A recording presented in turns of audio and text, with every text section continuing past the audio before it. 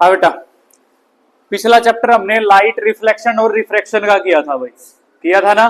ठीक है, अभी हम क्या है चैप्टर नंबर 10 करेंगे भाई। ठीक है, जो पुरानी बुक है उसमें चैप्टर नंबर 11 मिलेगा, क्योंकि बीच में से एक चैप्टर केमिस्ट्री का कट रहा है, क्लासिफिकेशन ऑफ एलिमेंट्स, जो कि हमारे पास क्या था, पीरियोडिक क्लासिफिकेशन ऑफ एलिमेंट, जो हमारे पास चैप्टर नंबर 5 था। ठीक है, तो वो कट गया, तो सीधी सी बात है बायो का कौन सा हो गया, 5वां हो गया, जो छठा चैप्टर था, तो उसी वजह से ये चैप्टर नंबर 10 हो गया भाई। ठीक है, 10 और 11 वो चैप्टर सेम रहेगा भाई। ठीक है, तो हमारे पास है भाई women I and the colourful world भाई, ये चैप्टर का नाम है। वुमेन आई मतलब है, इसको हम लोग क्या है हिंदी में मानव नेत्र बोलते हैं भैया, आंख बोल सकते हैं भाई। ठीक है, एंड मीन्स आप जानते हो कि और होता है भाई। ठीक है, कलरफुल मतलब हो जाएगा भाई रंग बिरंगा हो जाएगा भाई। ठीक है, और वर्ल्ड मतलब आप लोगों को पता है कि क्या हो जाएगा, संसार हो जाएगा भाई। ठीक है, मानव नेत्र रंग बिरंगा संसार हिंदी में हो जाएगा इसका मतलब।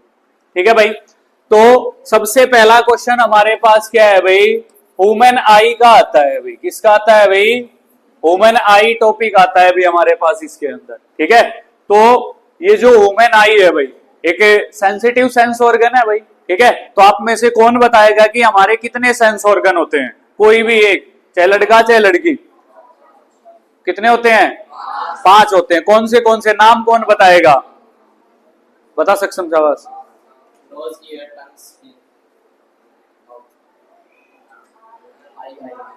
ठीक है, बट क्या होती है, सबसे पहला जो टॉपिक करने जा रहे हैं आई होती है भाई, वुमेन आई, जिससे हम देखने की सेंसिंग करते हैं with the help of A light, करते हैं ना भाई। ठीक है, दूसरी होती है हमारी नोज।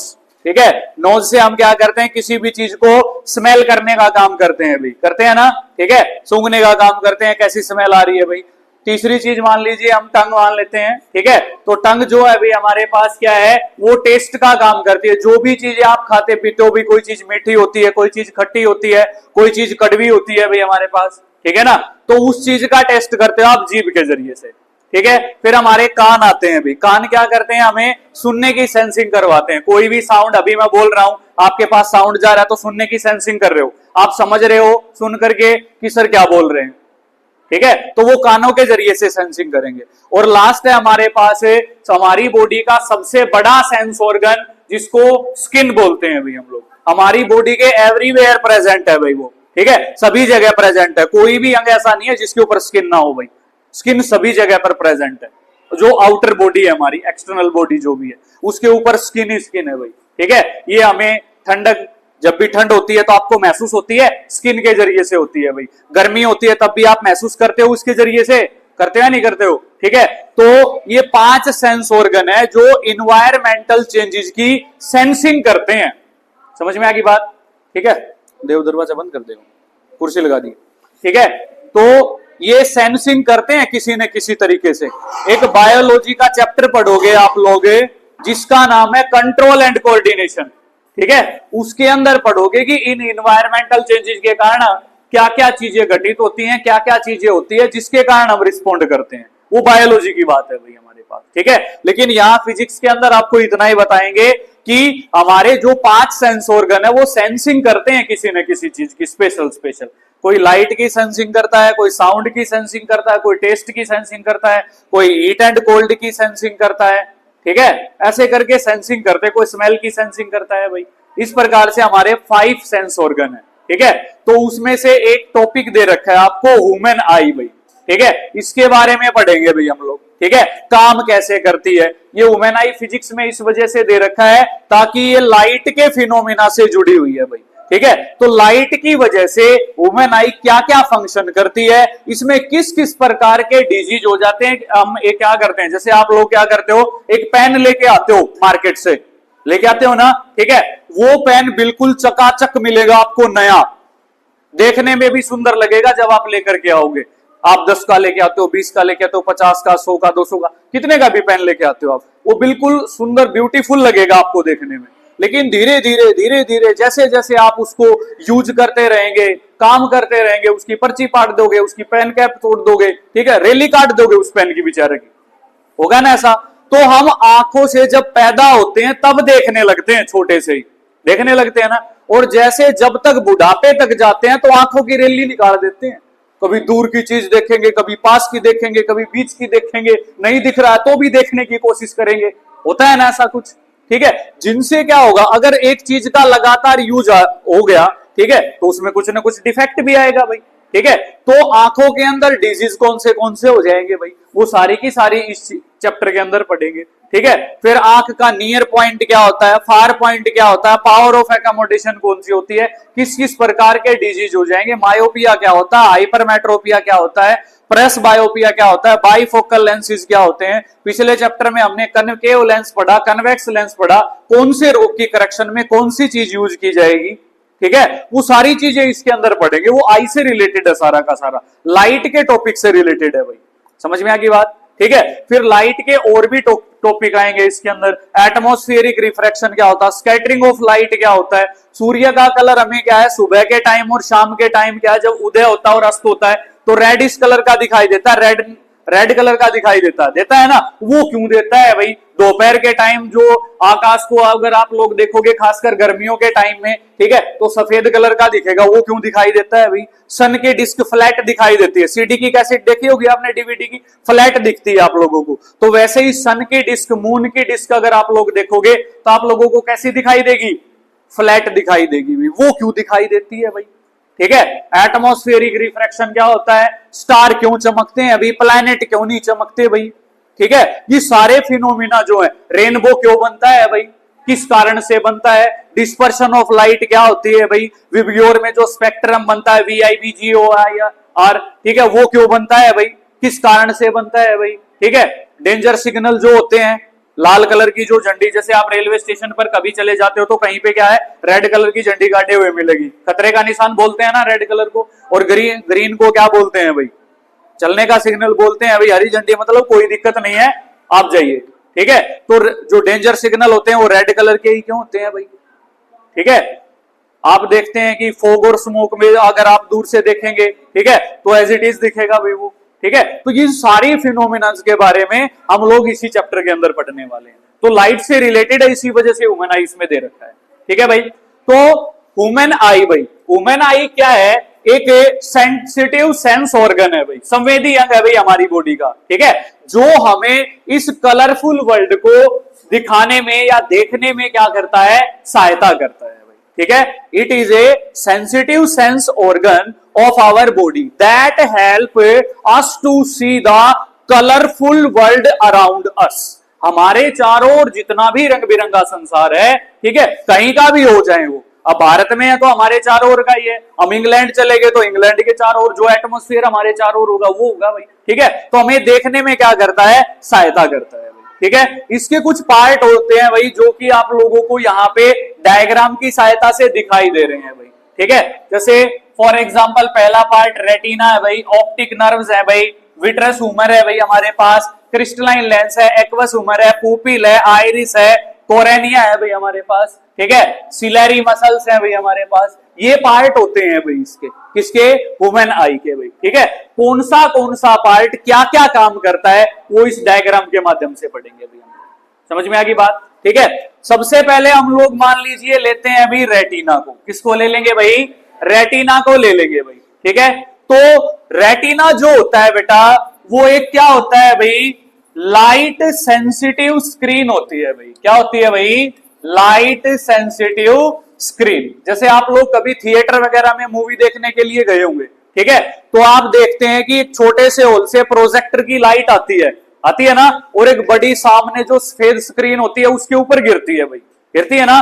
तो हमारी आंख के अंदर भी यहाँ पे एक सेंसिटिव स्क्रीन है जिसको हम लोग क्या बोलते हैं, रेटिना बोलते हैं भाई, जिसके ऊपर क्या है, हॉल में पिक्चर चलेगी, ठीक है। तो इमेज जो बन रही है वो स्क्रीन के ऊपर बन रही है, तो हमारी आंख में जो इमेज बनेगी वो कौन सी स्क्रीन के ऊपर बनेगी, रेटिना के ऊपर बनेगी भाई, बनेगी ना। कैसी बनेगी भाई, रियल एंड इन्वर्टेड बनेगी भाई, कैसी बनेगी, रियल एंड इन्वर्टेड बनेगी, या इन्वर्ट, आपकी बुक में इन्वर्टेड एंड रियल दे रखा है भाई, समझ में आ गई बात। 3D में देखेंगे हम, अगर किसी को भी देखेंगे 3 डायमेंशनल में, जिसमें एक्स एक्सिस, वाई एक्सिस और जेड एक्सिस होती है भाई, 3 डायमेंशन होंगे वहां के, समझ में आ गई बात, ठीक है।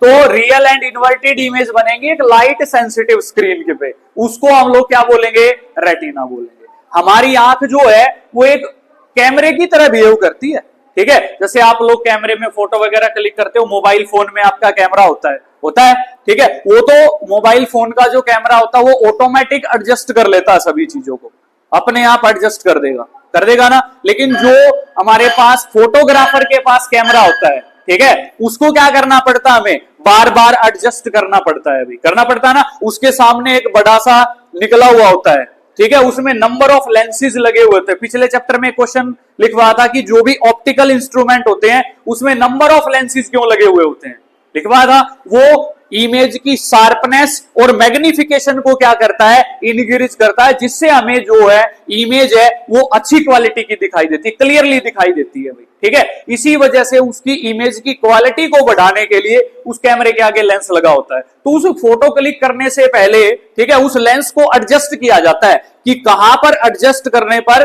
जो इमेज है वो साफ आ जाएगी, ऐसा ही होता है। तो हमारी आंख भी तो इसी फिनोमेना के ऊपर कार्य कर रही है भाई। बस हमारी आंख का जो आई लेंस है, क्रिस्टलाइन लेंस, वो ऑटोमेटिकली एडजस्ट हो रहा है क्योंकि हम लिविंग बीइंग है, और कैमरा क्या है, नॉन लिविंग थिंग है भाई, इसलिए उसको एडजस्ट करना पड़ता है और हमारी आंख में ऑटोमेटिकली एडजस्टमेंट हो जाती है भाई, नेचुरल है। समझ में आ गई बात। तो वुमेन आई जो है वो एक कैमरे की तरह बिहेव करती है और उसके अंदर एक लाइट सेंसिटिव स्क्रीन होती है जिसको हम रेटिना बोलते हैं, और इसके ऊपर क्या फॉर्म्ड होगी, इमेज फॉर्म्ड होगी भाई। समझ में आ गई बात, क्लियर है भाई। फिर हमारे पास क्या है भाई, दूसरी चीज हम लोग मान लेंगे, आपकी बुक के अकॉर्डिंग है भाई, ठीक है। दूसरी चीज हम लोग मान लेंगे भाई कोरेनिया भाई, क्या मान लेंगे, कोरेनिया, ठीक है। कोरेनिया एक क्या होता है, थिन मेम्ब्रेन होता है भाई, क्या होता है भाई, थिन मेम्ब्रेन होता है भाई, ठीक है। इससे होकर के जो लाइट है वो हमारी आंख के अंदर क्या करती है, एंटर करती है भाई, क्या करती है, एंटर करती है। समझ में आ गई बात, क्लियर है। फिर हमारे पास क्या है भाई, आई बॉल आता है, इसके अंदर आई बॉल नहीं दे रखा भाई, तो आई बॉल कहां से आ गया भाई। आप मोस्टली देखते हैं, एक दूसरे की आंखें देख करके देखें, आप लोगों को सफेरिकल इन शेप मिलेगी आंख, स्पीयर के आकार की मिलेगी भाई, मिलेगी ना, ठीक है। कुछ इस प्रकार से आप लोगों को आंखें मिलेंगी भाई,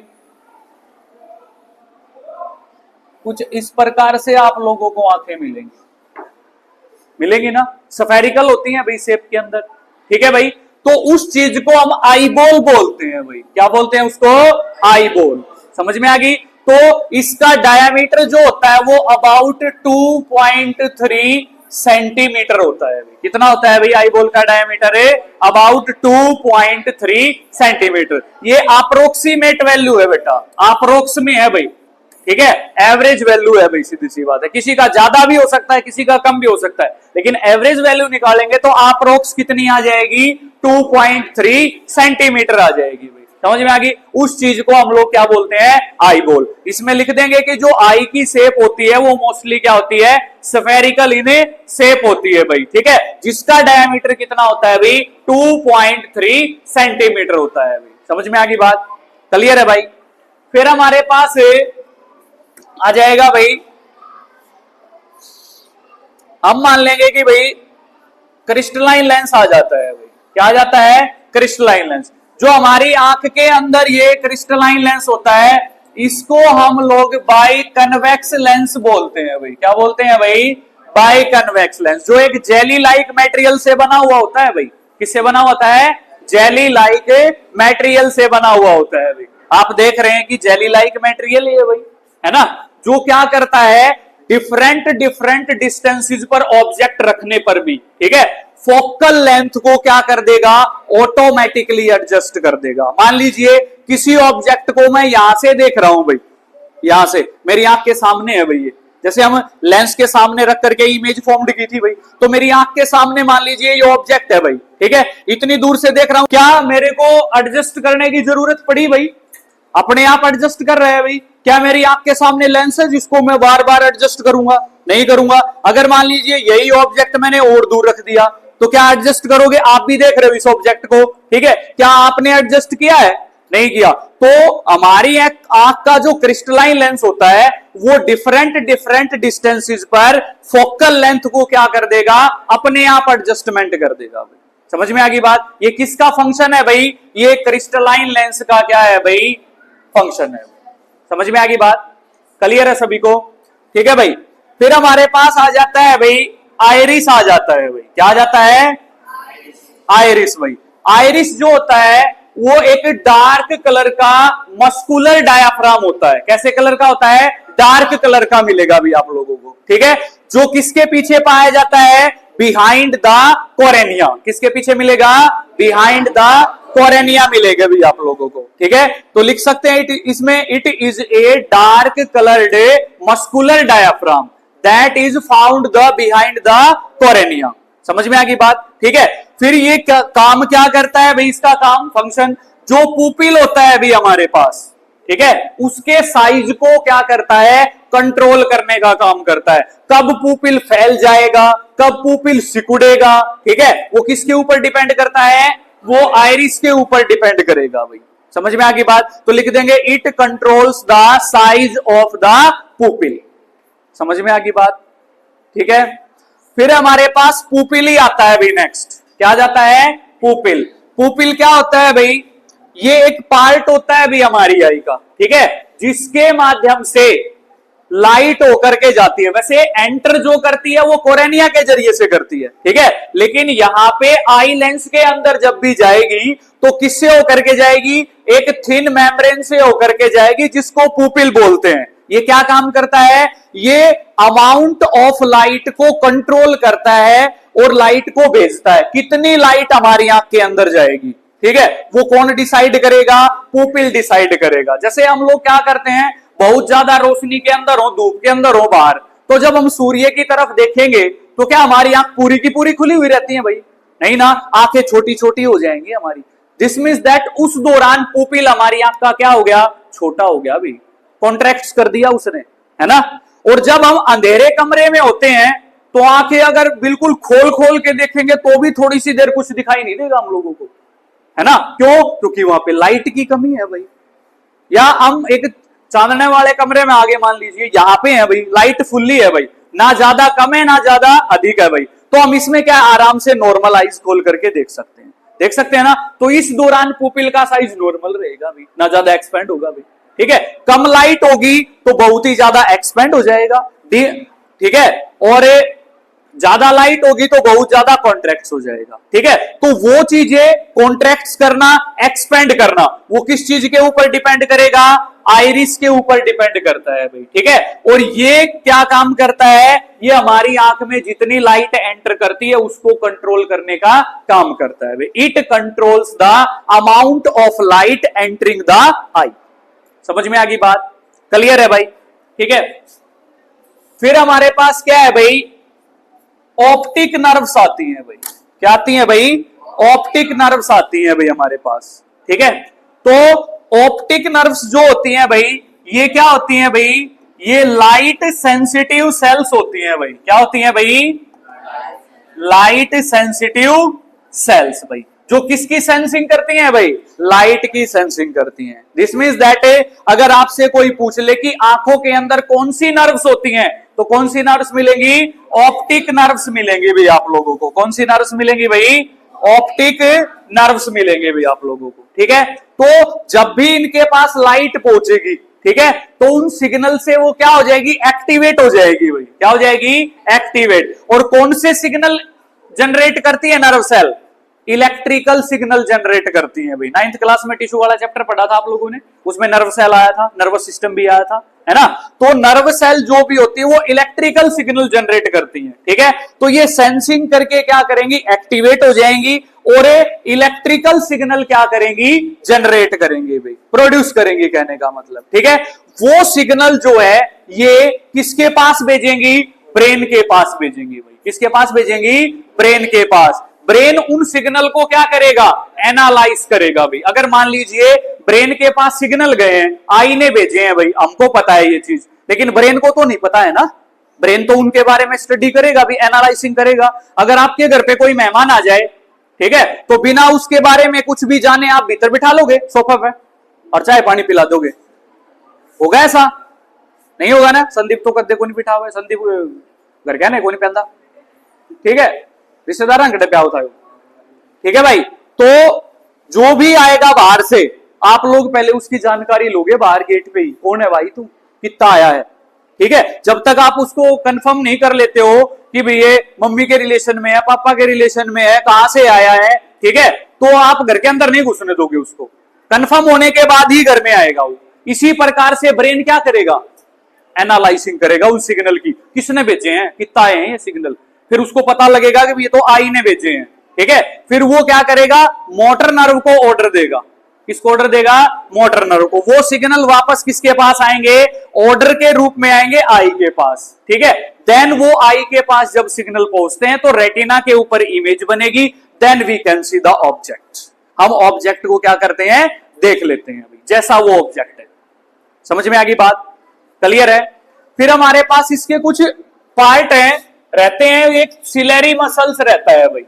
सिलेरी मसल को हिंदी में हम लोग बोलते हैं पक्षमाभिपेशियां। क्या बोलते हैं भाई, पक्षमाभिपेशियां बोलते हैं भाई हिंदी में इसको, ठीक है भाई। ये क्या काम करे हुए हैं, आपको साफ साफ दिख रहा है कि यहां से ये है भाई सिलेरी मसल, इससे ऊपर वाली ये वाली है भाई, यहां से ये वाली, ये है भाई सिलेरी मसल्स, ये, ठीक है।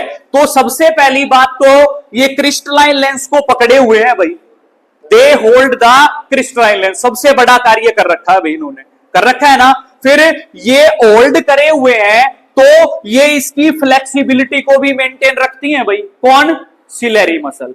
जो आई लेंस की फ्लेक्सिबिलिटी है, लचीलापन है, वो किसके ऊपर डिपेंड करेगा, सिलेरी मसल्स के ऊपर डिपेंड करेगा भाई। समझ में आ गई बात। तो इसको पकड़ करके ये आई लेंस की फोकल लेंथ को कंट्रोल करने का काम करती है भाई। कई बार एक एक नंबर में पूछ लेता है भाई, what is the function of ciliary muscles, या उसमें छोटे क्वेश्चन में पूछ ले भाई, the change in focal length of a eye lens is the function of a dash, ठीक है, ऑप्शन मिलेगा आपको। तो ऑप्शन में क्या टिक करना है आपने, सिलेरी मसल्स को क्या करना है, टिक करना है भाई, जो आई लेंस की फोकल लेंथ को कंट्रोल करने का काम करेगा भाई। समझ में आ गई बात, क्लियर है भाई, ठीक है। फिर हमारे पास है बेटा कि एक एक्वस ह्यूमर है भाई, ये रहे अभी हमारे पास, ये एक्वस ह्यूमर है भाई, ठीक है, और ये हमारे पास विट्रस ह्यूमर है भाई, ठीक है भाई। तो एक्वस ह्यूमर क्या है भाई, यहां पे होता है भाई ये, ठीक है। तो सबसे बाहर वाली जो लेयर है वो है कोरेनिया भाई, कौन सी है भाई, कोरेनिया, और यहाँ पे क्या है भाई, आई लेंस है भाई, है ना। तो आई लेंस और कोरेनिया के बीच में एक क्या भरा होता है भाई, फ्लूइड भरा हुआ होता है भाई, क्या भरा होता है, फ्लूइड। जिस फ्लूइड को हम किसके नाम से जानेंगे, एक्वस ह्यूमर के नाम से जानते हैं भाई, किसके नाम से जानेंगे, एक्वस ह्यूमर के नाम से जानेंगे भाई, क्लियर है, समझ में आ गई बात, ठीक है। इट लिख देंगे, it is a fluid that is filled between cornea and eye lens, ठीक है भाई, समझ में आ गई बात। फिर हमारे पास एक आता है विट्रस ह्यूमर भाई, ठीक है। ये क्या है, ये भी एक प्रकार का फ्लूइड है भाई, ठीक है, जो आई लेंस और रेटिना के बीच में इस पार्ट को क्या करता है, फिलअप करता है भाई, ठीक है। उस फ्लूइड को क्या नाम दे देंगे हम लोग, विट्रस ह्यूमर। जितना भी ये फ्लूइड भरा हुआ है ना, आप लोगों को नीला नीला दिखाई दे रहा है, ये सारा का सारा क्या है, विट्रस ह्यूमर है भाई, क्या है ये, विट्रस ह्यूमर भाई, समझ में आ गई बात, ठीक है। तो बता देंगे, it is a fluid that is filled between eye lens and A retina, समझ में आ गई बात, जिसको क्या बोलेंगे भाई, विट्रस ह्यूमर भाई, ठीक है। ये काम क्या करते हैं दोनों के दोनों, बता सकते हो मेरे को, जानते हो आप लोग, ये रिफ्रैक्टिव सरफेसेस का काम करते हैं भाई। जैसे जो हमारे पास क्या होता है, मिरर किए थे हमने, उसमें रिफ्लेक्टिंग सरफेस थे भाई, ठीक है। तो आई का जो रिफ्रैक्टिव सरफेस है उसका काम करेंगे भाई, रिफ्रैक्शन करने का काम करते हैं भाई, समझ में आ गई बात, क्लियर है। ये आई का टॉपिक था भाई हमारे पास, ठीक है भाई, ओके।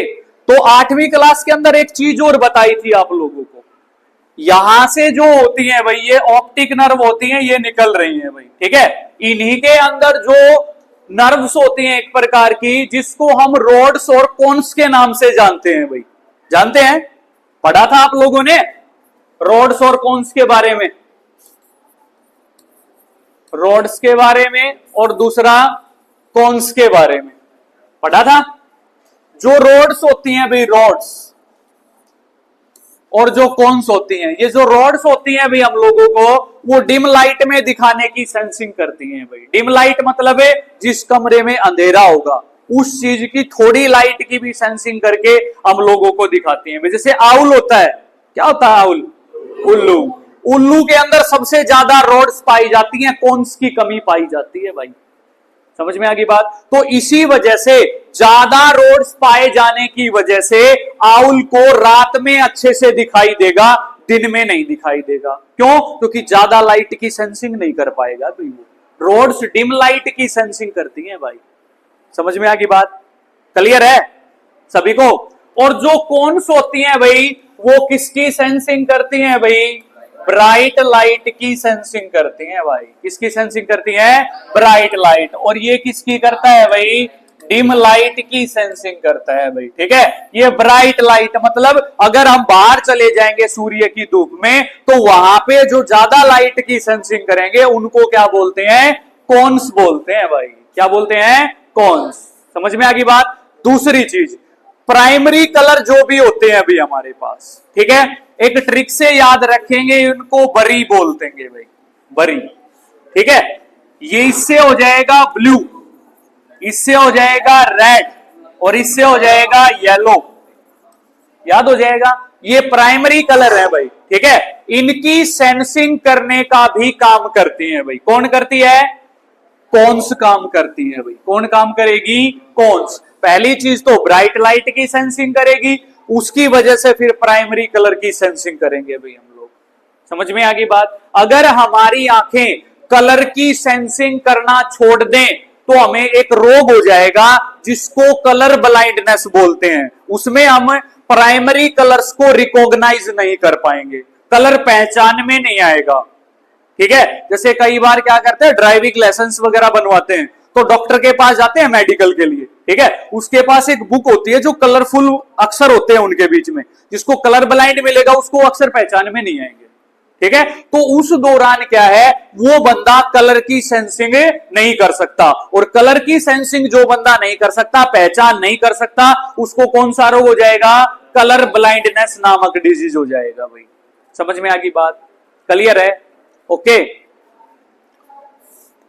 फिर हमारे पास क्या है भाई, एक टॉपिक है जिसको हम लोग क्या बोलते हैं भाई? पावर ऑफ एकोमोडेशन बोलते हैं भाई। ठीक है,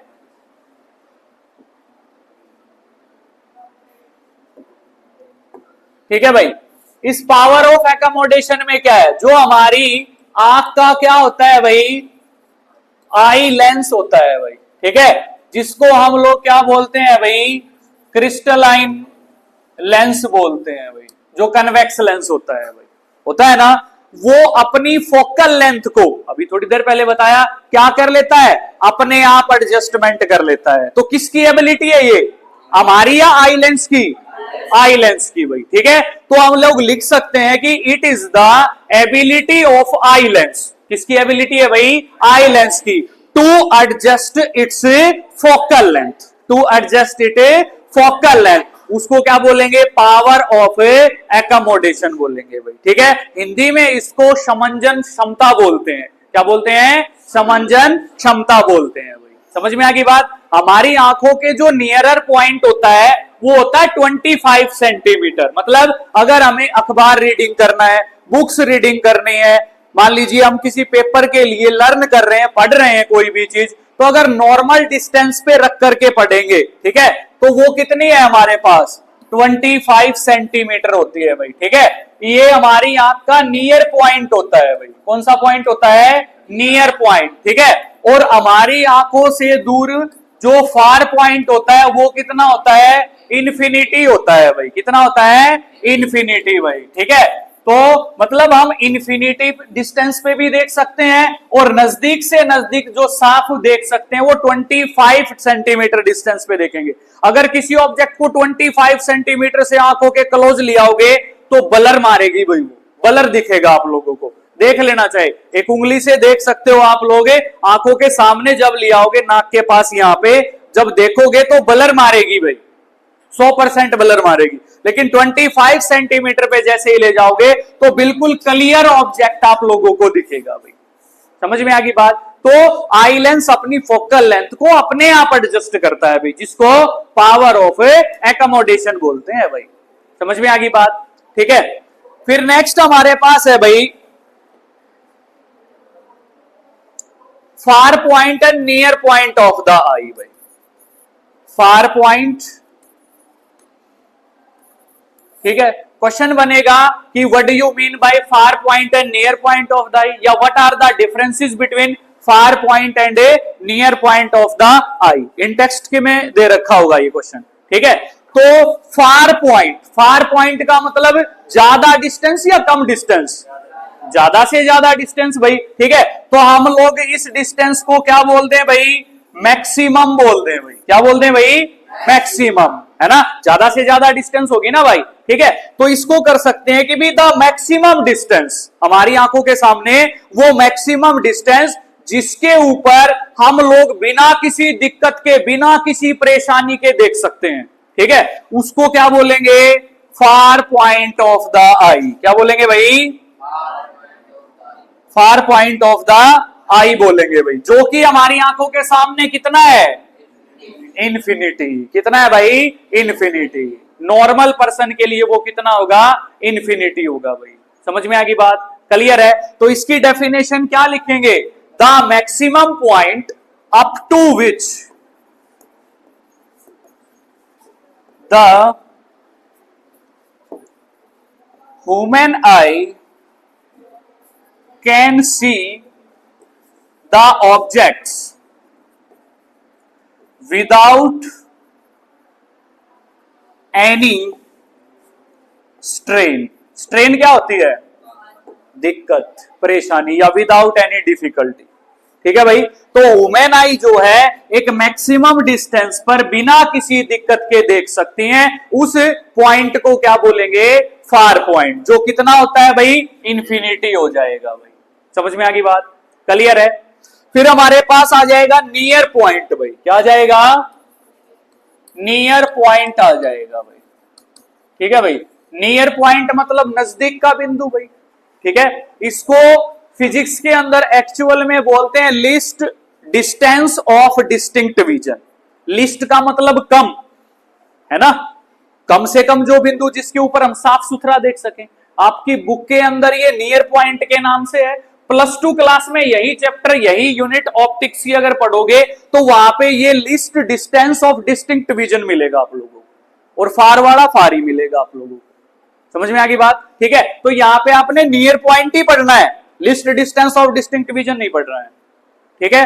तो ये जो डिस्टेंस होगी वो कम से कम या ज्यादा से ज्यादा, कम से कम होगी भाई। तो कम से कम को हम लोग क्या बोलते हैं भाई, मिनिमम डिस्टेंस बोल देंगे भाई, कम से कम डिस्टेंस भाई, ठीक है। तो इसकी डेफिनेशन हो जाएगी the minimum distance eight which the human eyes can see the objects without any strain. बिना किसी दिक्कत के अगर हमारी आंखें एक कम से कम दूरी पर देखती हैं, ठीक है, तो उसको हमारी आंखों का क्या बोलते हैं भाई, नियर पॉइंट ऑफ द आई बोलते हैं भाई। जो कि कितने सेंटीमीटर होता है भाई, 25 सेंटीमीटर होता है भाई हमारे आंखों के बिल्कुल नजदीक भाई, ठीक है। इसको नियर पॉइंट बोलेंगे भाई, ठीक है भाई। फिर हमारे पास एक नेक्स्ट टॉपिक है भाई, जिसको हम लोग कैटरैक्ट के नाम से जानते हैं भाई। किसके नाम से जानते हो, कैटरैक्ट भाई, ठीक है। इसको आप लोग मोतियाबिंद भी बोल सकते हो। क्या बोल सकते हो भाई, मोतियाबिंद बोल सकते हो भाई आप लोग इसको, ठीक है। जैसे जैसे मान लीजिए मैंने आपको लोगों को बताया, हम बचपन से देखना शुरू करते हैं, बुढ़ापे तक देखते चले जाते हैं आंखों से, तो कोई ना कोई तो दिक्कत आएगी भाई। एक चीज को अगर हम यूज कर रहे हैं लगातार तो कोई ना कोई तो दिक्कत आती है भाई, ठीक है। तो आप लोगों ने मार्बल बॉल्स देखी होंगी, देखी हैं, जिनको कंची बोलते हैं, है ना। तो कई जो कंचियां होती हैं वो क्या होती हैं, अंदर से मिल्की और क्लाउडी होती है, बादला जिसी मिलेगी अंदर तक, देखा होगा ना। तो कई बार क्या होता है कि बुढ़ापे के अंदर, ओल्ड एज के अंदर सौरभ, ठीक है, जो आई लेंस हो जाता है वो मिल्की एंड क्लाउडी हो जाएगा। कैसा हो जाएगा? मिल्की एंड क्लाउडी, दूधिया कलर का हो जाएगा, ठीक है, जो कंची होया करे उस वर्ग कलर का हो जाएगा, अंदर से हो जाएगा ना, ठीक है। तो उस सिचुएशन को, उस कंडीशन को कौन सा रोग बोलेंगे हम लोग? कटरैक्ट बोलते हैं भाई। क्या बोलते हैं? कटरैक्ट। तो इसमें दे रखा है समटाइम्स, कई बार, the crystalline lens of people at old age. Old age पुरानी उसमें नहीं भाई, बूढ़ी अवस्था में, ठीक है। कदे ओल्ड मींस पुराना समझो, यहां पे पुराना नहीं है, ओल्ड एज का मतलब बूढ़ी अवस्था में, बुढ़ापा में, ठीक है। बिकम्स मिल्की एंड क्लाउडी हो जाएगा भाई, है ना। This condition is called a कटरैक्ट। इसको क्या बोलेंगे? कटरैक्ट बोलेंगे, मोतियाबिंद बोलते हैं भाई। समझ में आ गई बात, ठीक है। फिर कहता है दिस क्योजिस, ये जब रोग हो जाएगा, क्योजिस पार्शियल, पार्शियल मतलब आधा अधूरा। जैसे कई बार आप क्या है, कोई कांच वगैरह मिल जाए आपको घिसा हुआ, तो उसके अंदर से देखोगे तो धुंधला दिखाई देगा, या कोई ऑयली पेपर है उसके अंदर से अक्सर पढ़ने की कोशिश करोगे तो धुंधले दिखाई देंगे। तो यहाँ पे पार्शियल का मतलब है धुंधला।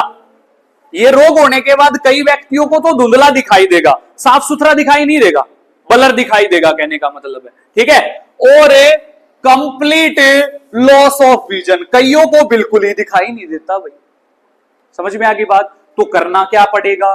कटरैक्ट सर्जरी करवानी पड़ेगी भाई, ठीक है। तो क्या करेगा? ये इसकी प्रिवेंशन है भाई, प्रिवेंशन, या इसको हम लोग क्या बोल सकते हैं? रेमेडी भी बोल सकते हैं भाई, ठीक है। कैसे बचाव किया जा सकता है भाई, प्रिवेंट कैसे करेंगे, ठीक है। तो it is possible to restore vision through a cataract surgery. Cataract surgery के जरिए से उस आई लेंस की सर्जरी की जाएगी भाई, ठीक है। तो उसके जरिए से वो देखा जाएगा, डॉक्टर देखेंगे कि भाई वो थोड़ी सी सर्जरी करने से ठीक हो जाएगा या नहीं, ठीक है। अगर कटरैक्ट सर्जरी से काम चल जाता तो बहुत द बेस्ट बात होगी भाई, ठीक है। फिर उसको क्या किया जाएगा? काले कलर के स्पेक्स वगैरह दे दिए जाएंगे कि धूप की साइड नहीं देखना, बहुत सारे परहेज वगैरह बताए जाएंगे, बताए जाते हैं ना, देखते होंगे आप लोग, है ना, ठीक है। तो वो कटरैक्ट सर्जरी होती है, समझ में आ गई बात। या दूसरी चीज, बाई चांस कटरैक्ट, वो आई लेंस इतना ज्यादा खराब हो जाए कि कंप्लीट लॉस ऑफ विजन हो जाए भाई, तो उस सिचुएशन में क्या करना पड़ेगा? जो आई डोनेट करते हैं, ठीक है, आई डोनेट बहुत सारे करते हैं मरने के बाद, ठीक है, तो उनकी आई का जो लेंस है वो रिप्लेस कर दिया जाएगा हमारी आई के लेंस के साथ, जिसको कटरैक्ट है मतलब, ठीक है। कदे नु सोचो मास्टर ने पकड़ के मास्टर की आंख का बदल देंगे, उठा डमदाव थोड़ी बदल देंगे, दिक्कतें नहीं होगी तो, ठीक है। तो जो आई डोनेट करता है उसका क्रिस्टलाइन लेंस क्या कर दिया जाएगा? रिप्लेस कर दिया जाएगा, जिसको कटरैक्ट है उसके साथ में, ठीक है। तो इसकी दूसरी प्रिवेंशन क्या लिख देंगे भाई? It is prevented, it is prevented by the replacement of the I lens, ठीक है भाई। ये दो प्रिवेंशन है भाई इसकी कटरैक्ट डिजीज की, इस प्रकार से इनको प्रिवेंट किया जा सकता है। ब्लैक स्पेक्स दोनों सिचुएशन में देने देंगे भाई, ठीक है।